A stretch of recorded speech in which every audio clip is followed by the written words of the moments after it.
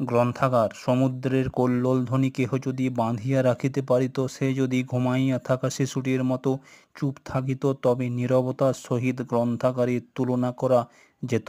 গ্রন্থাগারে সমুদ্রের মতো কোলাহল নেই, সেখানে ভাষা চুপ করিয়া আছে, প্রবাহ স্থির হইয়া আছে, মানবাত্মার অমর আলোক কালো অক্ষরের শৃঙ্খলে কাগজের কারাগারে বাঁধা পড়িয়া আছে।